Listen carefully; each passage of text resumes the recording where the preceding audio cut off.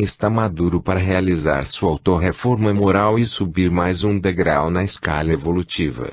Nem puritanismo ignaro, nem promiscuidade sexual, mas simplesmente dois esclarecimentos de sumo valor. Se é verdade que a sexualidade é uma força poderosa incrustada no espírito, e não somente no corpo, e, portanto, não deve ser ignorada, sob pena de graves prejuízos de várias ordens, por outro lado, pode deixar de ser uma torrente desgovernada, causadora de desastres, e conduzida como curso d'água que vai beneficiar as populações ribeirinhas até chegar ao oceano, quando terá cumprido sua missão fertilizadora, sustentadora de muitas vidas. Somos a resultante de mais ou menos 1,5 bilhão de anos de evolução, do vírus a espíritos humanos, sem contar o período que antecedeu aquela fase, o qual desconhecemos totalmente, pelo menos no estágio evolutivo que ora alcançamos. Em favor dessa verdade, Leon Denis afirmou que o espírito dorme no mineral, o que encontra respaldo na razão. O tempo que transcorreu nesse estágio é incalculável, para nossa compreensão atual, mas, indubitavelmente, contribuiu para sedimentar determinadas aquisições, sem as quais não teríamos condições de vivenciar as seguintes fases, mais aperfeiçoadas. Na verdade, a divisão que a ciência terrena estabelece entre os seres em animados e inanimados, subdividindo estes últimos em vegetais, animais e seres humanos é inadequada e não corresponde à realidade, inclusive quando afirma que a sensibilidade nasceu no vegetal, o instinto no animal e a inteligência no homem, nessa última fase surgindo a moralidade. Quase tudo isso representa uma visão incompleta da realidade, porque não considera o espírito como essência desses seres e não vê suas sucessivas reencarnações, visando alcançar sua futura perfeição relativa, que André Luiz chama de angelitude, a qual, igualmente, é tão relativa e indefinível quanto as demais. Qualquer espírita que queira inteirar-se do que é o espírito deve procurar estudar, no mínimo, o Pentateuco kardeciano, as maravilhas saídas da pena de Leon Denis, as obras da série Nosso Lar e Evolução em Dois Mundos, de André Luiz, A Caminho da Luz, de Emmanuel, e a série psicológica, de Joana de Ângeles. Sem esses conhecimentos, podemos nos considerar jejunos nesse tema. Partiremos, portanto, para este estudo, da certeza que os prezados leitores já estudaram, e não apenas leram, essas obras, ou então pretendem estudá-las, de preferência nos grupos de estudo nos centros espíritas, quando têm a oportunidade de mais aprender, pela troca fraterna de ideias e informações com os demais membros do grupo.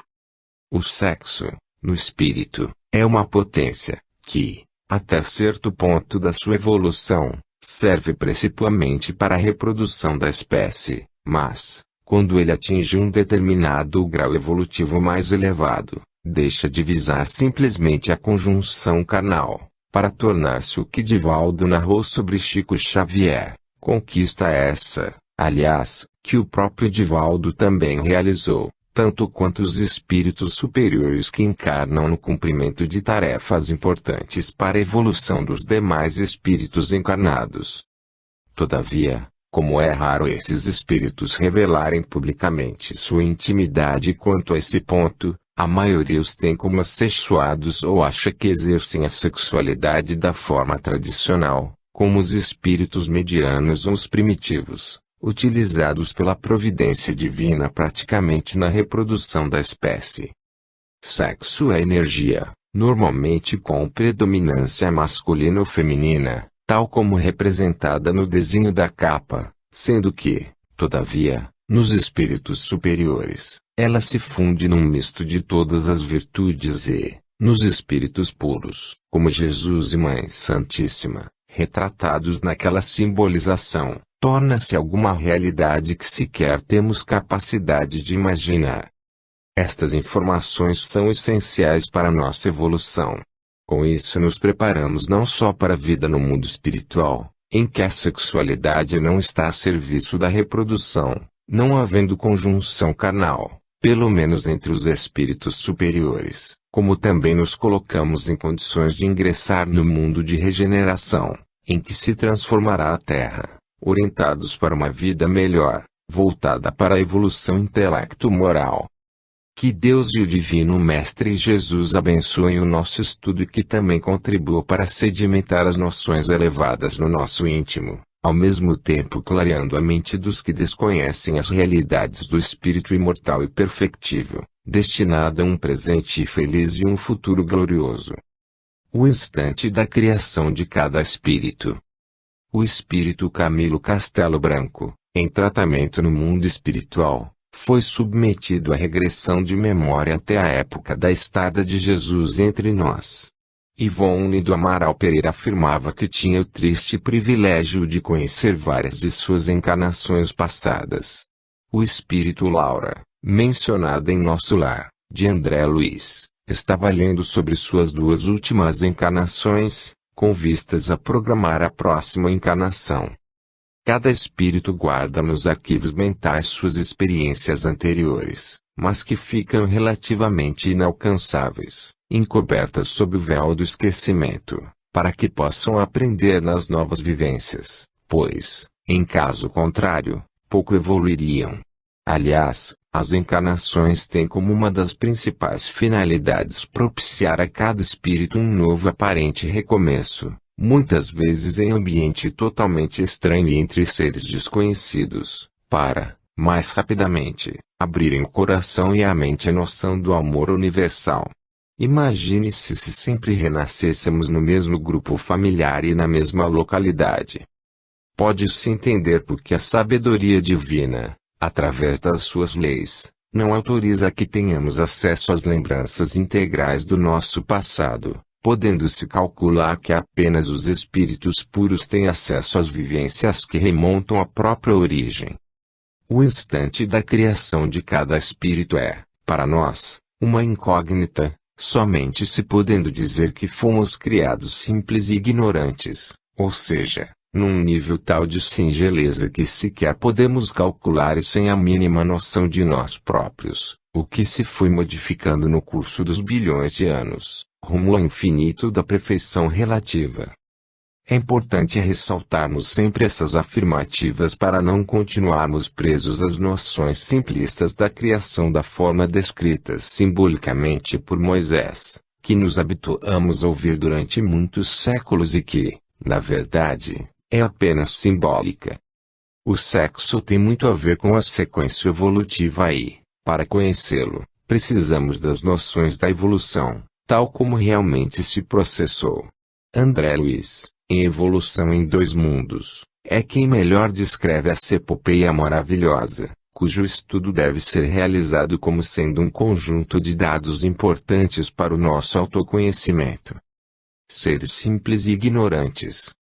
A simplicidade a que se referem os espíritos que orientaram a codificação é a singeleza estrutural, resumível forma de energia mais rudimentar, a qual, em uma fase mais adiantada, se convencionou chamar impropriamente de átomo não divisível, e a falta de noção de si próprio foi sendo superada à medida que experimentavam e gravavam na sua tessitura interna as vivências múltiplas pelas quais iam passando no curso dos evos.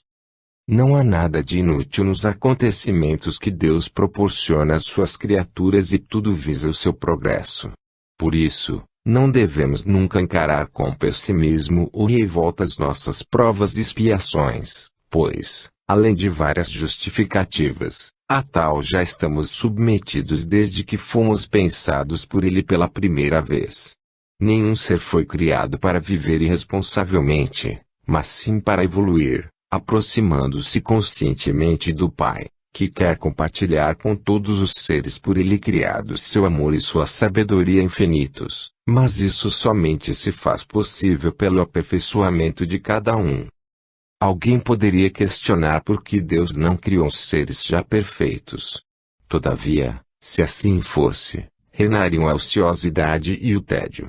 Se Jesus afirmou, eu trabalho e meu Pai também trabalha, quis mostrar que tudo no universo evolui até o Pai, que é perfeito, não fica nunca inativo.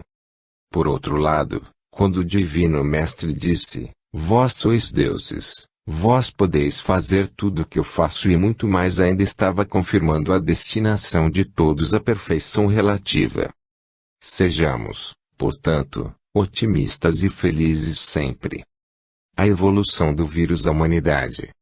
Quem teve a oportunidade de conhecer a biografia de Jean Hus viu nele um espírito idealista, todavia, muito aquém em inteligência e espiritualidade se comparado a Allan Kardec, apesar da distância de poucos séculos entre uma encarnação e outra. Pensemos nas transformações que já experimentamos desde que saímos das mãos do Pai Celestial, que nos criou simples e ignorantes. Coloquemos na balança da evolução, de um lado, um vírus, e, no outro prato, um ser humano autorreformado moralmente. A diferença é tão grande que parece que os dois seres não são o mesmo. Comparemos, agora, nós próprios, que existimos talvez há alguns bilhões de anos, com Jesus, que, quando formou a Terra, há muitos bilhões de anos, já era espírito puro. Não nos atenhamos ao calendário terrestre como única fonte de referência, pois no mundo espiritual, nossa pátria definitiva, os referenciais de tempo e espaço são outros.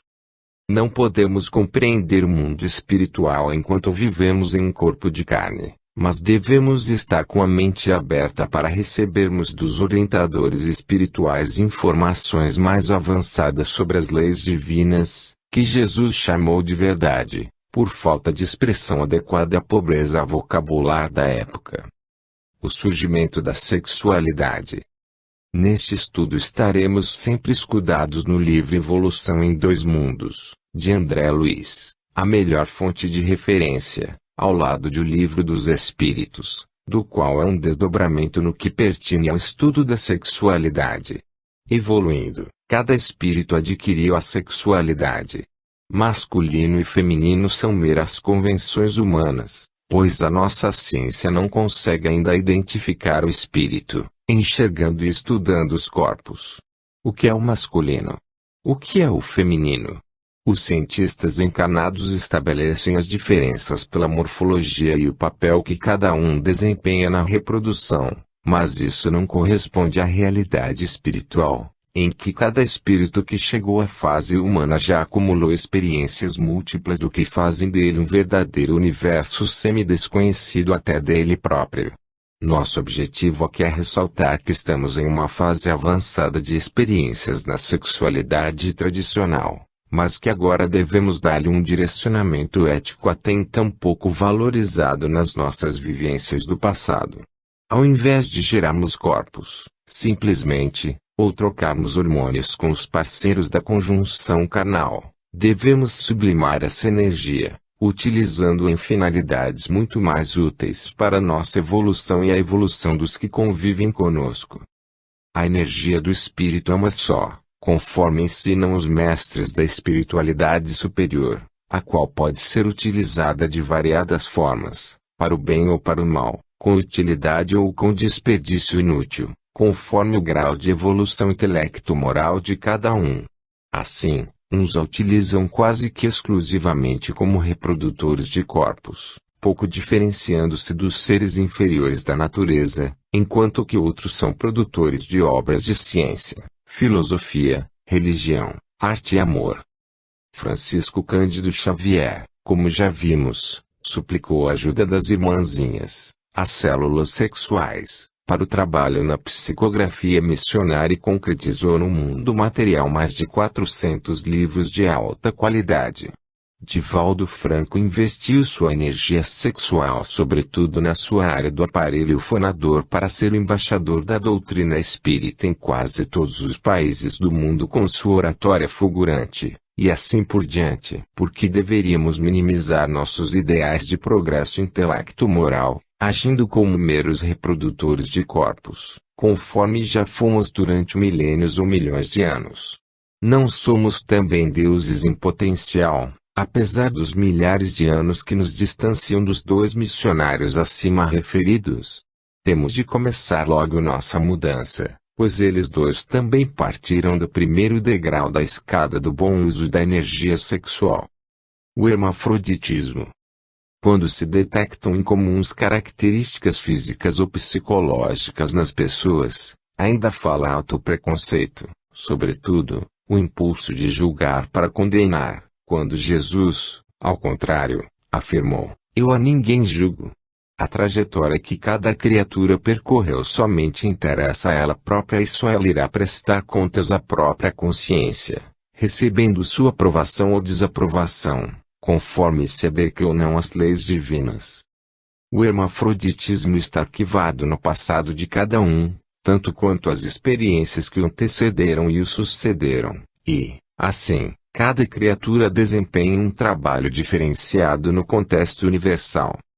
Francisco Cândido Xavier dizia que a amizade entre pessoas do mesmo sexo é homossexualismo, sem necessariamente representar promiscuidade sexual.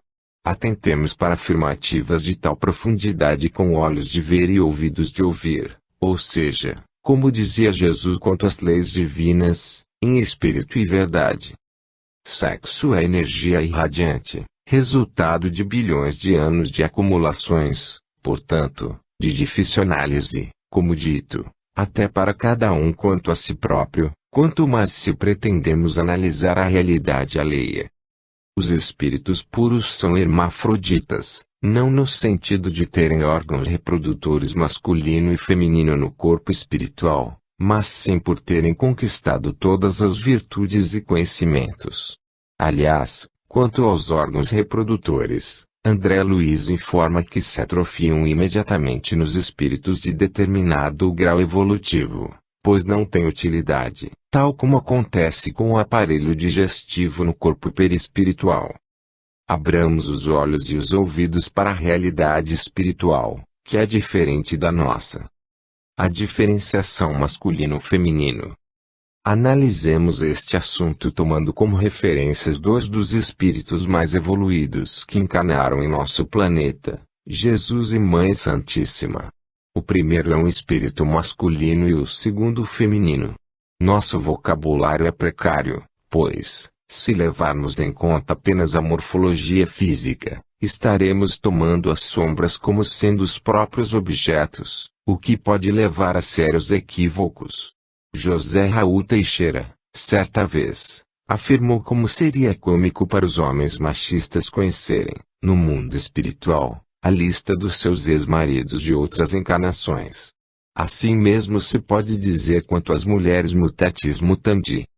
Hoje em dia, quando se questiona sobre as opções homoafetivas, deve-se levar em conta as ponderações feitas acima, afinal, o que é o masculino e o que é o feminino. Cada um pode tentar responder a seu próprio respeito, se o conseguir. Problemas atuais. Melhor do que tecermos inicialmente longas considerações sobre o sexo na atualidade será inserirmos um texto intitulado A Parábola do Trigo e do Joio. O reino dos céus é semelhante a um homem que semeou boa semente no seu campo. Mas, durante a noite, alguém semeou joio no meio do trigo. Quando os operários dessa fazenda de plantação viram o joio entre o trigo, foram ter com o dono do campo para sugerir que arrancassem o joio que estava prejudicando o trigo. Não, ele disse, não arranqueis o joio, deixai-o crescer com o trigo, somente no dia da colheita, eu farei a separação. Jesus Cristo. O reino dos céus. Jesus afirmou, o reino dos céus está dentro de vós. Trata-se do único terreno onde nosso trabalho é definitivo, tanto assim que Emmanuel disse, em outras palavras, que o máximo que conseguimos é mudar a nós mesmos, uma vez que quanto às outras criaturas de Deus somente a vontade delas próprias pode lhes alterar a essência. Alguém pode interpretar o reino dos céus como universo, mas quanto a esse ponto Jesus se manifestou de forma diferente. Na casa de meu pai há muitas moradas.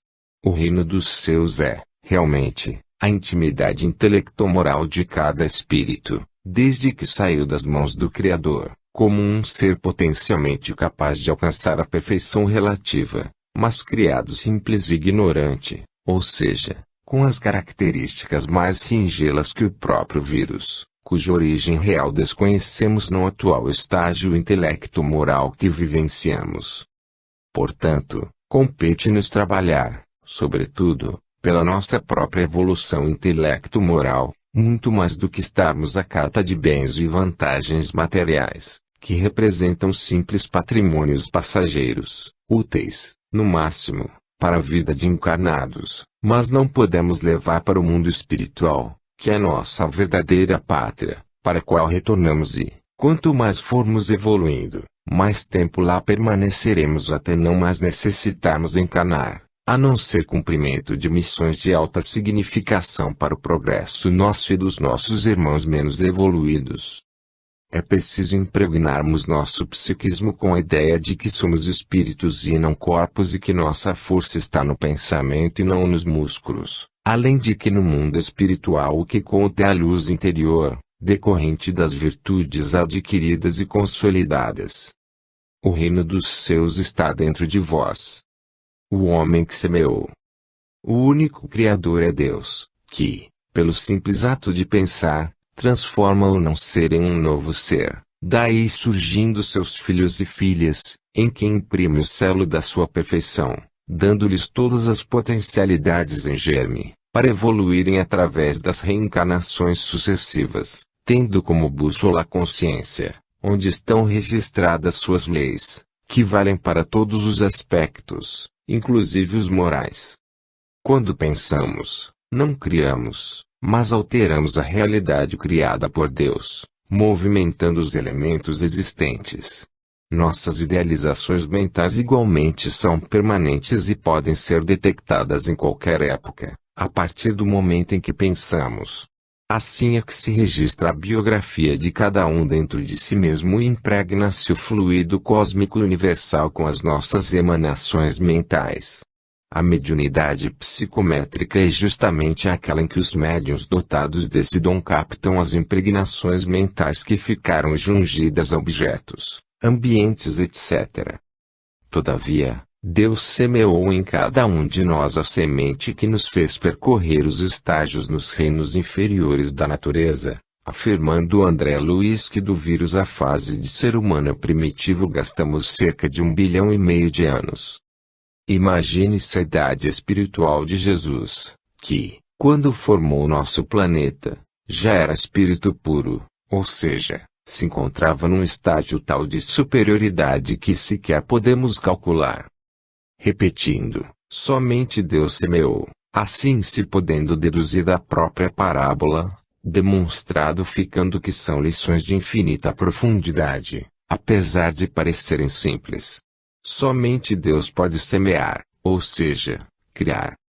Jesus, mesmo ao formar a terra, coligiu os elementos existentes e trabalhou sobre eles, com seus auxiliares, mas não criou nada. Na sua sabedoria, recusou o qualificativo de bom, aceitando apenas o de mestre, professor, pois se reconhecia como simples revelador das leis divinas para nossa humanidade, deixando para nossa reflexão as lições maravilhosas que têm o sabor da eternidade, tanto que disse, passará o céu e a terra, mas minhas palavras não passarão. Não porque eram dele, mas porque são o retrato das leis divinas, que são eternas. Quando Jesus afirmou, eu trabalho e meu Pai também trabalha, quis dizer que Deus sempre criou e nunca deixará de criar novos seres. O universo é imensurável e as dimensões se interpenetram, não havendo na estrutura da criação o problema de falta de espaço, superpopulação etc., pois os seres mais evoluídos vibram em faixas mentais diferentes das nossas, tanto quanto as ondas de rádio cruzam o espaço sem se chocarem, ocupando o mesmo lugar no universo, sem interferirem umas nas outras. Somente nossa compreensão finita e, sobretudo, carente de fé em Deus dificulta a assimilação da ideia de que Deus sempre semeou e semeará. A boa semente. A semente que Deus implantou em cada criatura são suas potencialidades, que as direcionam à perfeição relativa, tanto quanto a semente comum, colocada numa cova na terra, procura a superfície por um tropismo natural. Toda semente é boa, ou seja, todos os seres criados por Deus tendem à perfeição relativa. No caso da parábola, apenas o trigo significa boa semente, em contraposição ao joio, que seria a má semente. Criados simples e ignorantes, somente adquirimos a inteligência numa determinada fase evolutiva, ou seja, na passagem das características animais para as hominais, sendo certo que determinados animais já se caracterizam pela posse de inteligência, apesar de não serem dotados ainda do pensamento contínuo, que só eclode na fase humana. O trigo pode ser interpretado como o bom direcionamento da inteligência, sendo, como dito, Jesus o único que, desde o começo, procedeu conforme as leis divinas, sendo 100% trigo. Nós outros somos um misto de trigo e joio. Os denominados maus não teriam dentro de si a boa semente. Nós mesmos, cheios de falhas morais, não seremos boas sementes. Quem tem condições de avaliar as boas e as más tendências alheias? Estaremos enxergando o cisco no olho do nosso irmão e não vendo a trave no nosso olho? Quem tem condições de julgar o próximo se já cometeu os mesmos erros agora ou no passado próximo ou remoto? A boa semente é universal e está no vírus e nos espíritos puros, nas plantas e nos animais, no cristal e em Jesus. Deus criaria alguma má semente? Seu campo. Podemos dizer que, como filhos de Deus, pertencemos a nós mesmos, mas devemos nos considerar felizes de estarmos em contato cada vez mais consciente com Ele com nossa progressiva evolução intelecto-moral. Pertencer a Deus deve ser nossa meta mais importante, ao invés de pertencermos aos interesses materiais, que são os bens que a ferrugem consome e os ladrões desenterram e roubam. Quanto mais nosso campo interior pertencer a Deus, mais evoluídos e felizes seremos. Jesus disse, eu e o Pai somos um e também, não sou eu quem vive, mas o Pai que vive em mim. Essa submissão é que concede todas as potências ao Espírito, que, ao invés de procurar satisfazer desejos vãos, cumpre as leis divinas, recebendo como recompensa a felicidade e maior poder, que será utilizado para o bem. Somente quem tem o Pai vivendo dentro de si encontra a felicidade e não aqueles que a procuram em exterioridades. É preciso mudarmos a forma de entender nossas prioridades, que devem ser a aquisição das virtudes, pois somente elas representam conquistas definitivas, que nos acompanham por onde formos e onde estivermos, sendo nossa única bagagem, ao lado das aquisições intelectuais. Mais uma vez cabe relembrar a lição, o reino dos céus está dentro de vós. Durante a noite. O joio foi plantado durante a noite, ou seja, quando nos afastamos da luz divina, deixando de ouvir a voz da consciência. Nós mesmos plantamos o joio dentro de nós. Ninguém consegue plantar o joio dentro de outra pessoa, a não ser que esta assim o permita. Pois o mal não atinge alguém se alguém não sintoniza com ele. Ninguém conseguiu fazer mal a Jesus, mesmo crucificando-o, pois ele não internalizou o mal, que prejudicou apenas quem o praticou. Alguém somente me faz o mal com o qual eu sintonizo, além de que a própria justiça divina, que pondera a utilidade de cada pensamento, sentimento e ação, somente permite que ocorra o que vá trabalhar em benefício do progresso, da evolução, mesmo que não enxerguemos e interpretemos dessa forma. Jesus falou, o escândalo é necessário, mas ai de quem o proporcione. O mal trabalha, inconscientemente, em favor do bem, pois Deus quer o progresso de todas as suas criaturas, não havendo vítimas inocentes nem algozes irremissíveis, pois que somos, ao mesmo tempo, lobos e cordeiros, obsidiados e obsessores uns dos outros, quando não realizamos a autorreforma moral e, nesse caso, somente o sofrimento nos acorda para o amor universal. Durante a noite moral erramos contra nós próprios, mas somente erra quem ainda não consegue acertar, pois a virtude é uma aquisição que somente aprendemos e consolidamos com o tempo, as experiências como filhos pródigos. A não ser o caso único de Jesus, que, como dito, Não precisou passar pelos erros, porque quis seguir sempre o caminho reto. Nós utilizamos o livre-arbítrio para o mal e, somente com os sofrimentos, escolhemos o bem. Nosso planeta é de provas e expiações, ou seja, escola e hospital para espíritos rebeldes e doentes, em tratamento, porém, administrado por um espírito puro, que nunca errou. Pela trajetória que descrevemos, não podemos avaliar como é nunca ter errado, por isso Jesus é para nós uma incógnita, que só conseguimos admirar como quem olha para o sol, mas assim mesmo não diretamente, além de não sabermos da sua essência nem por que tem tanta luz. O que é o joio? O joio é o homem velho. Para entendermos o perfil do homem velho basta observarmos como pensamos e agimos na vida pessoal e de relação impulsionados pelo desejo de tudo conquistar em benefício apenas de nós próprios e da nossa família. Consideramos apenas alguns poucos como amigos, ou seja, aliados na luta desenfreada contra todas as demais pessoas. Queremos poder, prestígio, dinheiro, hegemonia, evidência, vantagens pessoais, benesses de variados tipos para usufruirmos sem pensar nas agruras vividas pelos outros, que consideramos adversários a ser vencidos e se transformarem em nossos subordinados e bajuladores servis. Quanto temos investido nessa luta insana, a pretexto de garantir a sobrevivência nossa e a de nossa família. Para nós próprios queremos a extensão maior possível de poder e garantia de um presente e um futuro sem nenhuma dificuldade. Para aplainar os caminhos de nossos filhos, acumulamos patrimônio superior às suas necessidades reais e sugerimos-lhes, indiretamente, a ociosidade e o egoísmo, pretendendo que sejam mais poderosos e frios que nós próprios. Há inúmeros casos de pais que induzem tamanho egoísmo a seus filhos, que, no final, aqueles se voltam contra os próprios genitores, desejando-lhes a própria morte para entrarem logo na posse da herança mais ou menos vultosa. Esse é o perfil do homem velho, que faz inimigos, desune pessoas, vive em função de si próprio, revida as ofensas que recebe ou imagina receber, procura evidência em excesso no meio onde vive, acumula o supérfluo, não dá aos outros o de que não necessita, considera a vida como mera competição contra os outros e morre atemorizado pela consciência, que lhe cobra a abertura do coração e da mente à fraternidade. Quem não viveu em alguma fase de sua vida ou quem não o vive ainda hoje?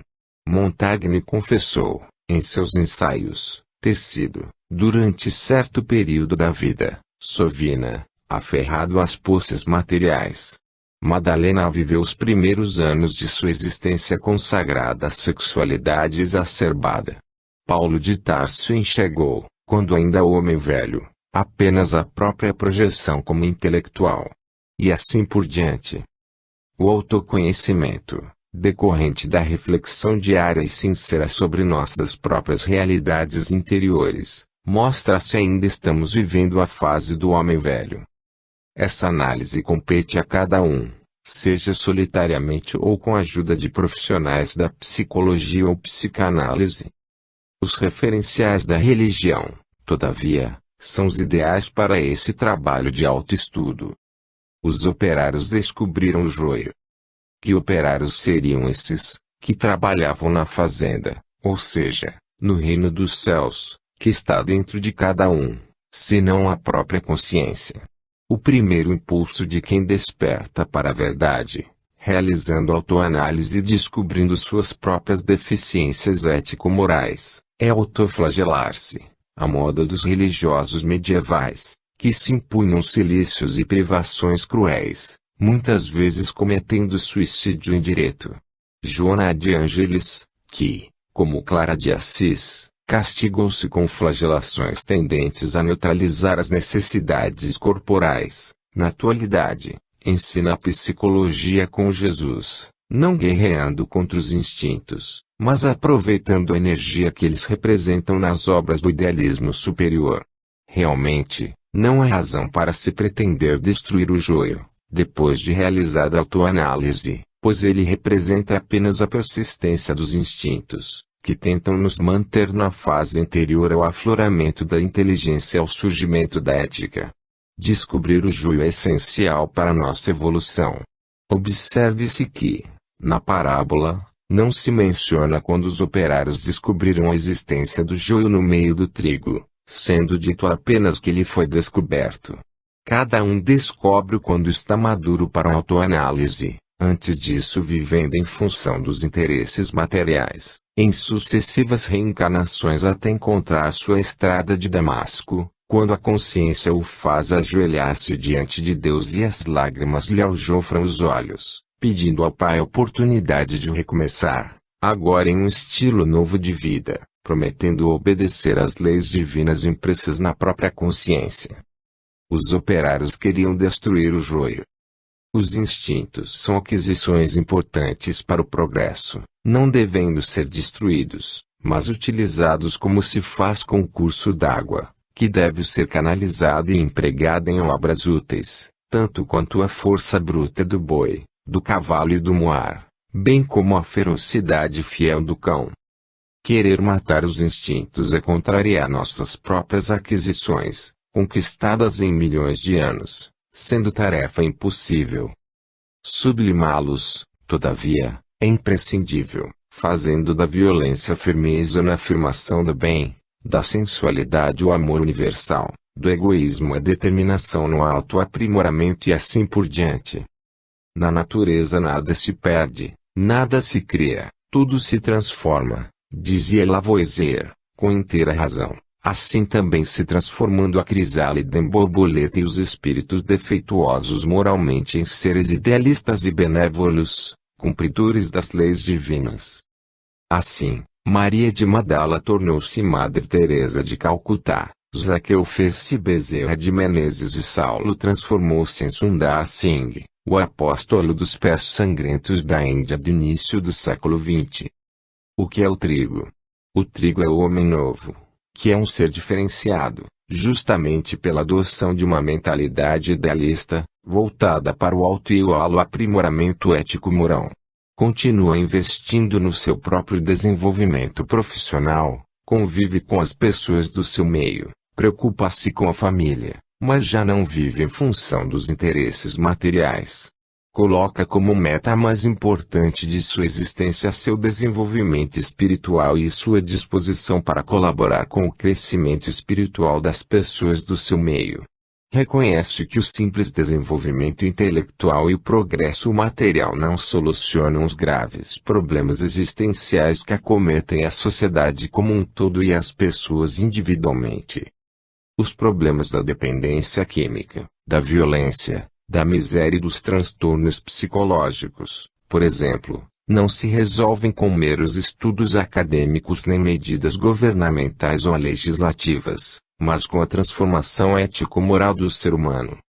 Normalmente, desenvolve sua atividade profissional, que pode ser destacada no meio social ou pouco valorizada pelos padrões elitistas e mercantilistas em vigor, a qual lhe garante, bem ou mal, a sobrevivência material, mas não centraliza ali toda a sua energia, mas sim no próprio esforço de transformação interior para o melhor. Muitas vezes veem-se gigantes do autoconhecimento exercendo profissões apagadas ou mesmo ocupando postos importantes na sociedade. Esse detalhe é indiferente. Ganhar o pão de cada dia e sustentar a família são deveres corriqueiros, obrigatórios para qualquer ser humano que se preze. O diferencial está em ir além desse modelo patrimonialista de vida, enveredando convicta e firmemente pelo caminho do autoconhecimento. O joio prejudica o trigo. Com exceção de Jesus, que seguiu uma trajetória evolutiva retilínea, nós, que estagiamos nessa escola e hospital, que é a Terra, fomos conduzidos para cá justamente por nossas características de rebeldia, preguiça e demais defeitos morais. Não sabemos o que é obedecer às leis divinas na íntegra, sendo que mais erramos que acertamos, seja por pensamentos, sentimentos ou ações. Se formos bem analisar nossa realidade interior, veremos que realmente mais cometemos atentados contra as leis de Deus do que lhes obedecemos aos ditames sagrados.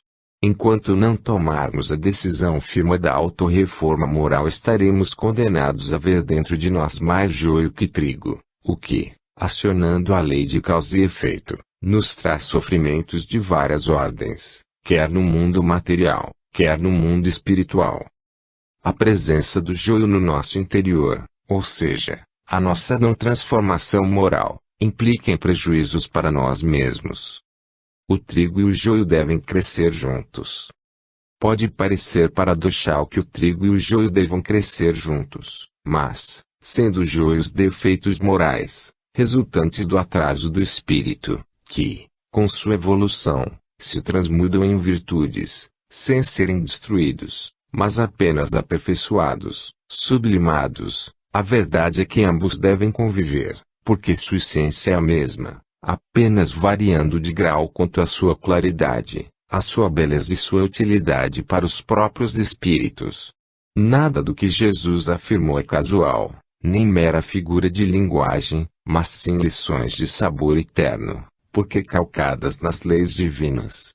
Quem interpreta o joio como sendo as pessoas que desprezamos por atribuir-lhes os defeitos morais que fingimos não ter, simplesmente se engana, porque toda parábola se refere a nós mesmos e não ao pretenso direito de julgarmos os nossos irmãos e irmãs em humanidade. Jesus não necessitou de ver dentro de si o joio, porque nunca se rebelou contra as leis do Pai, às quais obedeceu desde o início. Nós, ao contrário, vamos arrastando nossa cruz, reclamando do peso que merecemos carregar, tornando amargos nossos dias e perdendo oportunidades sem conta de fazer o bem, enquanto sintonizamos no mal. Somos, no geral, os verdadeiros filhos pródigos que ainda não se decidiram a retornar à casa paterna ou que estão a caminho de volta, enquanto que alguns poucos, como Chico Xavier e outros missionários, já retornaram e trabalham nas herdades do Pai em favor da própria redenção e dos demais irmãos e irmãs em estado de letargia moral. No julgamento Deus fará a separação. A parábola fala em separação dos dois elementos e não em destruição do que convencionamos qualificar como mal. Separação entre o bem e o mal em nós significará avaliação ao que a justiça divina nos submeterá por ocasião da determinação de quem continuará reencarnando na Terra e quem será degradado para o orbe inferior, nesta mudança do nosso planeta para mundo de regeneração. De acordo com o nosso peso específico, ou seja, nossa frequência espiritual, continuaremos renascendo aqui na Terra ou sofreremos o temido degredo, tal como aconteceu com os rebeldes habitantes de Capela, compelidos, há milênios atrás, a passarem a encarnar aqui na Terra, somente retornando para lá os que se redimiram. Esse julgamento está acontecendo não em tribunais formalizados na figura de espíritos magistrados, mas automaticamente, por força da própria sintonia mental de cada espírito. Feliz de quem já iniciou sua autorreforma moral, porque somente por esse caminho se processa a evolução.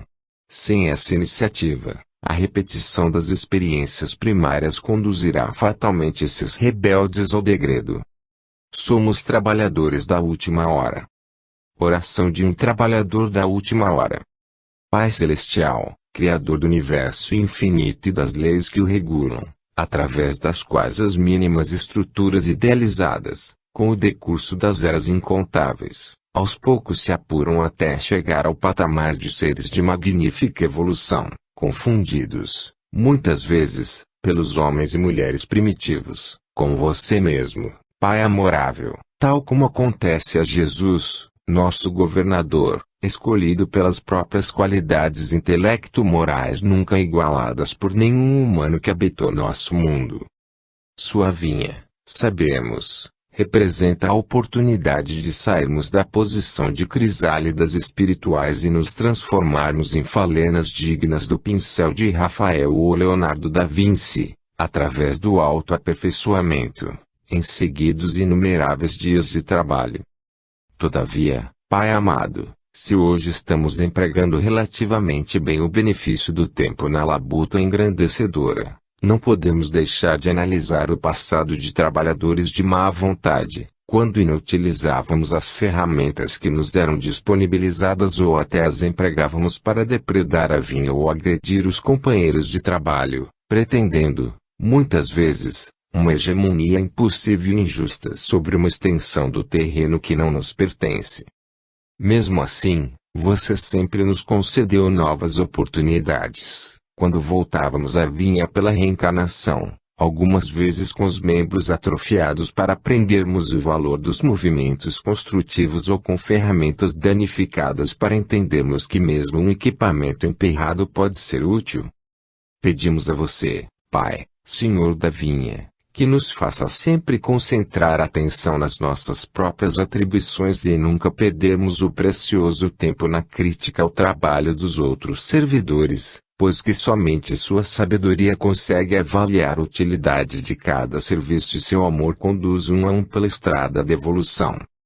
Dê-nos a paciência para guardarmos as recompensas que merecermos e persistência para sempre reiniciarmos as tarefas que nos competem, coragem para vencermos nossa tendência à ociosidade e à rebeldia, solidariedade para nos confraternizarmos com os demais servidores, humildade para sabermos que, apesar de seus filhos, a vinha não nos pertence e inteligência para trabalharmos com mais proveito. Que sejamos sempre movidos pelo ideal de ser benévolos e úteis à coletividade e a cada um em particular. Desperte nossa consciência, que dorme por séculos afora, para verificarmos o que nos falta aprimorar a fim de superarmos nossos defeitos morais, que nos impedem o acesso à melhor qualidade de vida intelecto-moral. Sobretudo, Pai Celeste, agradecemos por tudo que nos dá, o que faz conspirar para o nosso aperfeiçoamento e nossa felicidade, mesmo quando não conseguimos entender essa realidade. Ensine-nos sempre, através dos meios pedagógicos infalíveis que sua sabedoria e amor conhecem, mesmo que sejam por nós interpretados como dor e sofrimento. Que assim seja. A indústria do sexo exacerbado. Como afirmado no capítulo acima, somente erra quem não consegue acertar, demonstrando imaturidade evolutiva, pois os espíritos superiores erram pouco, enquanto que Jesus, como visto, nunca errou, pois optou, desde o começo, pela obediência às leis divinas. Dito isto, não é nosso propósito apontar o dedo em riste contra nenhum dos nossos irmãos ou irmãs em humanidade, pois todos temos maior ou menor porção de joio dentro de nós, tanto quanto todos têm alguma parcela de trigo. Todavia, considerando a utilidade da reflexão, para o nosso autoaprimoramento intelecto-moral, podemos dizer que o fato da humanidade da Terra ter se desenvolvido tanto intelectual quanto moralmente, pela evolução de cada um de nós, que estamos ligados a este planeta de provas e expiações, a consciência de cada um cobra pensamentos, sentimentos e ações compatíveis com o grau de conhecimento das leis divinas alcançado. Jesus nunca deixou de enviar seus missionários para revelar as leis divinas à humanidade encarnada, em todos os pontos do planeta e em todas as épocas. Praticamente, ninguém pode alegar que desconhece a regra do amar a Deus sobre todas as coisas e ao próximo como a si mesmo, que é o resumo de todas as correntes religiosas e de todas as filosofias comprometidas com a boa-fé. Não nos submetendo espontaneamente ao bem, que a consciência nos cobra, surgem os dramas psicológicos, que ocasionam males de várias ordens, desde os simplesmente psíquicos até aqueles que já foram somatizados e se transformaram em doenças do corpo físico, depois de adoecermos o perispírito. Como formas de contornar o enfrentamento com a realidade espiritual, a ciência, a filosofia e a própria religião comprometidas com o materialismo, idealizaram várias alternativas para as criaturas encarnadas suportarem a carga interior negativa de pensamentos, sentimentos e ações contrárias às leis divinas. Assim, surgiram os derivativos da supervalorização do corpo, através do excesso de atividades esportivas ou assemelhadas, Daí a procura de muitos pelas academias, sobretudo para hipertrofiarem a musculatura, inclusive com a utilização de produtos químicos de segurança duvidosa, cirurgias corretivas, visando acrescentar algum item embelezador ou retirar algum ponto menos agradável aos olhos, a procura pelos alimentos pelo sabor, objeto da gastronomia, e não pela sua qualidade nutricional, tema da nutrição, a utilização do tabaco, dos alcoólicos e das drogas, para a geração de estados temporários de euforia e esquecimento do próprio vazio interior, a sexualidade exacerbada, como geradora de compensação aos complexos de inferioridade e insegurança, a procura desenfreada pelo dinheiro e pelo poder para mais gozar e fazer-se respeitar pelos demais homens e mulheres vazios de valores espirituais, e assim por diante. Todas essas situações refletem simplesmente a ausência da autorreforma moral. Em tempos passados, quando a humanidade tinha menor cabedal de informações inclusive sobre as realidades espirituais, menos lhe era cobrado pela consciência e a maioria vivia tranquilamente em função dos interesses materiais, sem nenhum conflito interior. Hoje esse conflito é pungente, pandêmico, generalizado, porque vivemos o período de transição, em que seremos pesados e medidos pela própria consciência sobre a utilização que fizemos dos talentos que o Senhor, nosso Pai Celestial, nos concedeu em nosso próprio benefício. Não há como adiarmos impunemente a escolha entre o bem e o mal, ou seja, nosso próprio bem ou nosso próprio mal, pois tudo o que pensamos, sentimos e fazemos somente beneficia ou prejudica a nós mesmos, como explicado no capítulo da parábola, tanto que ninguém conseguiu fazer mal a Jesus, porque ele nunca sintonizou com o mal. A atual indústria do sexo exacerbado é o resultado dos nossos próprios descompromissos com o autoaprimoramento moral e subsiste às custas da nossa omissão em transformar nosso joio interno em trigo. Não culpemos quem quer que seja, nem os empresários dessa atividade, nem a internet, nem os demais meios de comunicação, nem aqueles e aquelas que se deixam iludir por essas fantasias, mas analisemos a nós próprios, modificando nossos referenciais quanto ao sexo, e, assim, seremos exemplos para aqueles e aquelas que caminham na retaguarda. Jesus a ninguém julgou, mas esclareceu a mulher adúltera igualmente e Maria de Magdala, não se beneficiando dessa oportunidade. Infelizmente, o homem adúltero nem os companheiros de ilusão daquela que se aperfeiçoou tanto que agora é o iluminado espírito de Madre Teresa de Calcutá. A desinformação devido à repressão que as correntes religiosas impuseram sobre os fiéis, ameaçando-os com penas impostas por um Deus cruel, ao mesmo tempo em que impediam o desenvolvimento da ciência, da filosofia e da arte. Muitos espíritos guardaram no subconsciente a ideia de que a sexualidade representa um dos pecados mais graves, merecedor de castigos eternos. Libertando-se das amarras da religiosidade imposta, partiram para o extremo oposto, o do materialismo declarado, com todas as suas consequências negativas, inclusive a intenção de viver os vícios da forma mais intensa possível. Este é o quadro moral que retrata a mentalidade de milhões de encanados e desencanados, que, na verdade, nunca foram realmente religiosos, mas viveram muitas vidas sob o guante das imposições das religiões castradoras. A sexolatria está muito divulgada atualmente, através da qual muita gente vive em função do sexo irresponsável.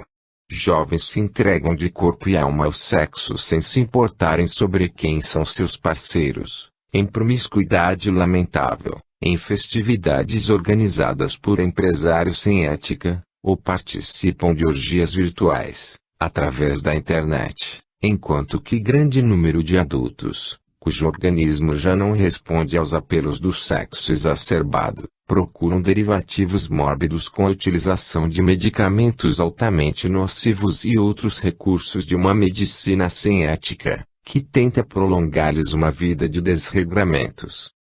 Os espíritos superiores alertam para esse quadro de irresponsabilidade, que acaba proporcionando a encarnação precipitada e sem planejamento de espíritos através de pais e mães despreparados moralmente para a nobre missão de educar, ao mesmo tempo em que graçam doenças sexualmente transmissíveis e transtornos psíquicos.